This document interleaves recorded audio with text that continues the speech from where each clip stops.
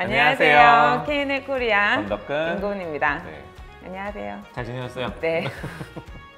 자, 우리 오늘은 어떤 토픽을 가지고 또 오늘의 주제는 얘기할까요? 잠자리 독립입니다.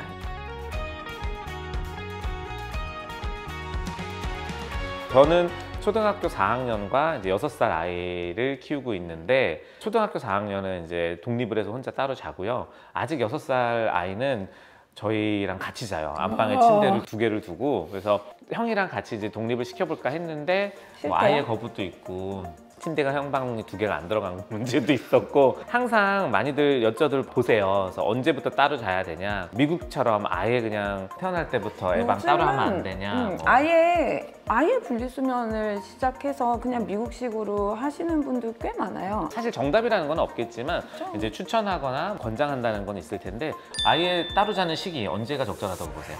돌전부터 따로 잤던 애들 같은 경우는 중간에 이제 엄마를 좀 찾는 시기들이 있어요. 또 애들이 뭐 가끔 좀 아파서 데리고 잤더니 그 다음서부터는 안 떨어지려고 한다, 뭐 이런 경우들이 있어요. 그럼에도 불구하고 돌전부터 쭉 따로 잤던 애들은 그냥 계속 쭉 따로 재우시라고 이야기를 해요. 그리고 또 부모님들이 뭐 동생이 태어났다 뭐 이러면은 또 그런 것 때문에 마음이 짠해서 데리고 자기 시작하다가 이제 양쪽에 애들 둘 데리고 자고, 어떤 환경의 변화가 됐던 간에 돌 전부터 분리수면을 했던 애들은 가능하면은 따로 재우셔라 이야기를 하고요. 만약에 이제 돌 때까지 우리가 이제 데리고 잤던 아이들 갑자기 분리하기는 좀 힘들어요. 그동안 만 5세부터 잠자리 독립을 시작을 하라.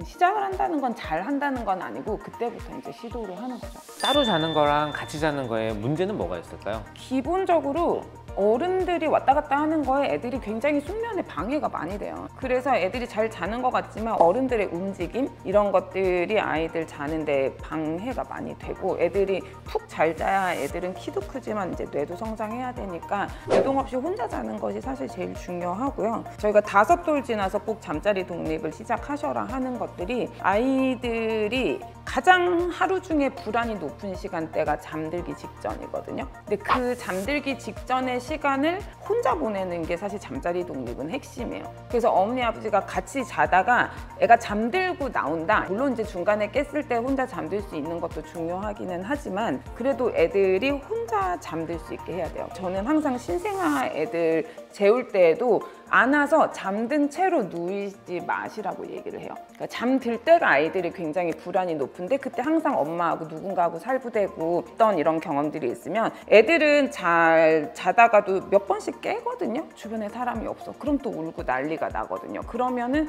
잠 자체의 수면의 질이 좋지 않거든요. 그래서 신생아 때부터도 졸려서 애가 징징거리면 좀 토닥토닥 해주고, 꼭 깨어있는 상태에서 눕혀서 뒹굴뒹굴 자기가 스스로 잠이 들 수 있게 하는 게 사실 수면은 핵심이에요.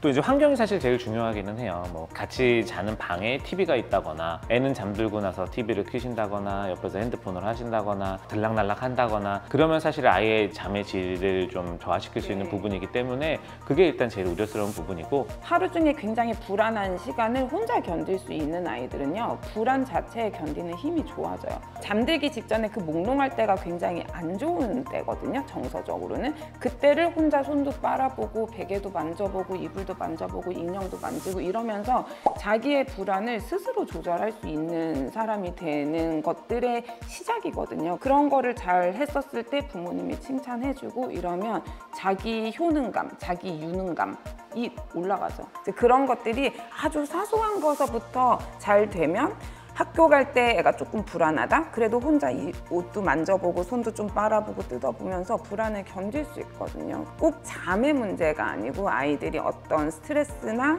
그런 불안에 견디는 힘 자체를 좋게 해주는 게 가정에서 이런 사소한 거에 대한 적절한 성취 동기를 주고, 일단은 아이의 공간을 따로 마련해 주는 게 제일 중요하기는 하고, 그리고 그 공간이 있으면 이제 저도 들어가서 잘 해봐야 될 것 같아요. 제가 영양검진 할 때 잠자리 독립 하셔야 돼요. 그럼 방이 없어요 이러시는 분들이 있어요, 어머니들이. 그래서 잠자리 독립은 꼭 공간 분리가 사실 중요한 게 아니고요. 다시 말씀드리지만 애가 혼자 잠들 수 있게 해야 돼요. 애가 잠자리 독립하는 방법에 대해서 말씀을 드릴 때 일단 같이 들어가요. 그래서 잘 자 하고 나와야 돼요. 엄마 텔레비 좀 보고 있을게. 엄마 설거지하고 있을 테니까 잘 자 해서 뒹굴뒹굴 하다가 잘 수 있어야 되고, 그마저도 애가 너무 무서워서 힘들다. 그럼 잠깐만 누워있어. 엄마 샤워만 하고 올게. 하면은 애들이 피곤하면은 어떤 날은 혼자 잠들어 볼 수 있거든요. 그렇게 해서 이제 시작을 하는 거예요. 그래서 잠들고 나서 이제 부모님도 주무시고, 그게 잘 되면 이제는 엄마가 같이 들어가서 토닥토닥 책 읽어주고 하고 잘 자가 아니고